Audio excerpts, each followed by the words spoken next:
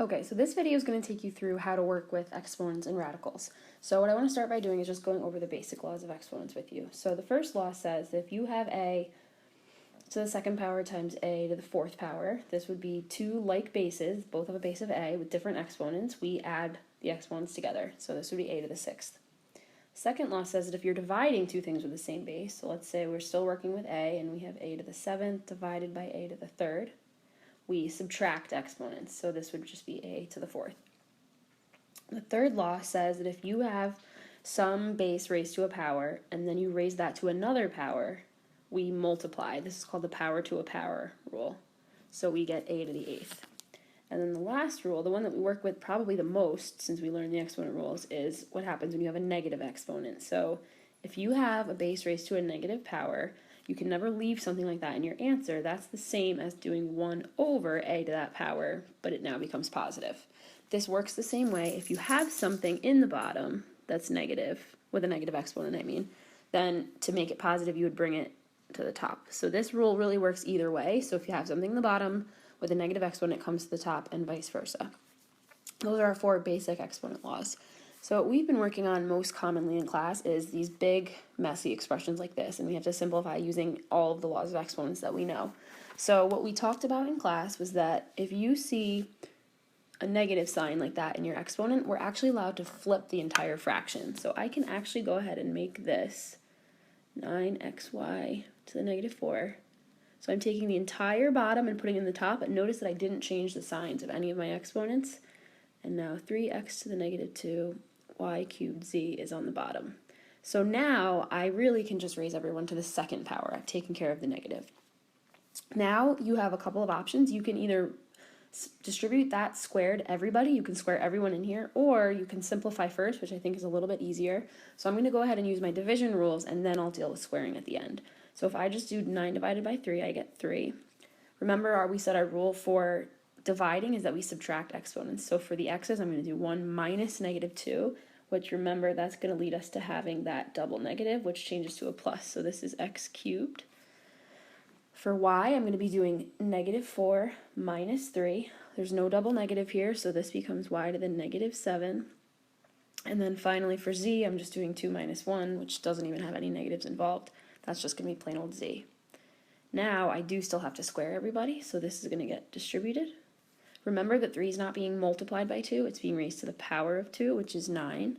And then our power to a power rule says that we multiply exponents, so all of my exponents are doubling. So normally I would be done now, but I do have that y is being raised to a negative power, so I have to clean this up. Everybody can stay on top except for y. So this would be my final answer. Okay, so that's a great example to show a lot of different types of rules that we deal with exponents. Now let's move on to radicals. So here's an example of taking the cube root of a large algebraic expression. So to deal with the number, we do the same thing we've been doing in class. You're going to break this down using a factor tree. So you can start with whichever pair comes to mind. In this case, I started with 9 and 8. And if I break this all the way down, I can see that I have 3 2's and 2 3's as my primes. So I'm going to rewrite my radical. Make sure you keep putting that little 3, we call that our index, inside of the radical part. Now I'm going to list out my primes in order. And as far as the variables go, I don't really have to make a tree because I know that I have 4 x's, 3 y's, and 5 z's. Okay, so now because it is a third root that we're taking, we're circling things in groups of 3. Okay, so I'm going to go ahead, I can circle 3 2's, I can circle 3 x's, 3 y's, and 3 z's. So all of these are coming out, just one of them is coming out, so 1 2, 1 x, 1 y, and 1 z. So the outside of my radical will be 2 x, y, z, and inside the radical that's left, again, don't forget your little 3, that's not z cubed, that's the index of the radical. Since I have 2 3's left, I multiply those back together to make a 9, and then I have 1 x and 2 z's, which means z is really squared. So my final answer is 2xy z cube root of 9xz squared. Kind of messy, but I think the process itself isn't so bad. Okay, so then let's move on to one more example where sort of the world of exponents and radicals comes together. So this is an example of a fractional exponent. So we can treat this the same as we sort of have been with a power to a power. We can distribute it. So if you go to your calculator, you're actually going to type in 27 caret, make sure you put 4/3 in parentheses. That should give you a whole number. That should give you 81. If you're not getting 81, make sure you have parentheses around the power. So I know my coefficient is going to be 81. Now, remember, the powers, I'm multiplying 2 and 4/3, so that's the rule for power to a power. This is going to give me 8/3, which isn't exactly nice, and I don't usually leave an answer with a fractional power. So that means I need to now use my power over root rule.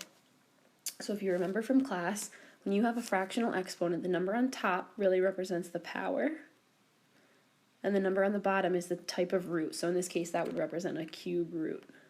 So the 81's fine. I don't have to do anything with it, but I do have to make sure that that x stays inside of a radical. So now I have 81, and then the cube root of x to the 8th. Well, I should be able to bring some of those x's out if I break this all up. So I'm going to split up my x's. There are 8 of them. Make sure I put my little cube root in there. And then I'm going to circle in pairs of 3, or I shouldn't say pairs, groups of 3. And it looks like I've got 2 groups of 3. So 2 x's are coming out, which would actually be x squared. So 81x squared with 2 x's left inside. So then I have the cube root of x squared. And that is my final answer. So that's a bunch of examples that demonstrate the laws of exponents, how we work with radicals, and then what happens when the two come together.